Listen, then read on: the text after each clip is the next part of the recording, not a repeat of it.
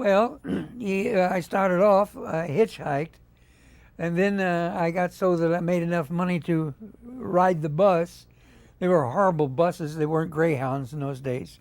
And then finally trains. So in Canada, I was at the Lowe's Theatre in Montreal for a year, and Shays Toronto in Toronto, the Shays Theatre in Toronto, for a year. I would do the show in Toronto, and then the whole show would travel to Montreal, and would get on the train, buy one ticket. All night long, I walked from one end of that train to the other, keep dodging the conductor. Now this went on for about 6 months. Comes New Year's Eve.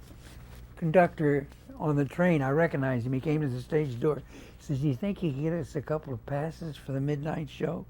I said, "Well, I don't know. I don't think so. I get paid." He says, "Look, I've been letting you ride that train for over 6 months. Now you sure as hell can get me in this show." I says, "Come in." I took him in through the side door and put him up in the box on the back, you know.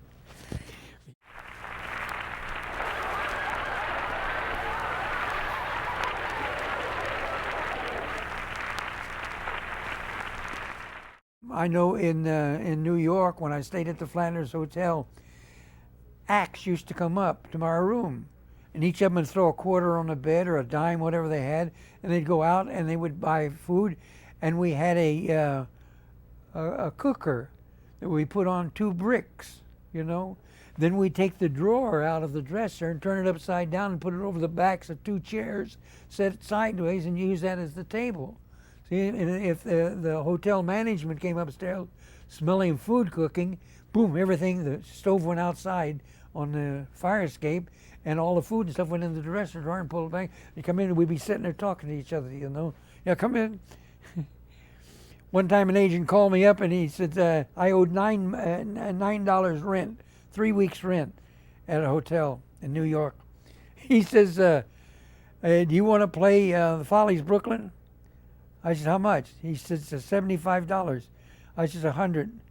He said, 75. I said, "No, gotta have 100. He says, "Come over to the office and we'll talk about it." I said, "What, and get locked out of my room?"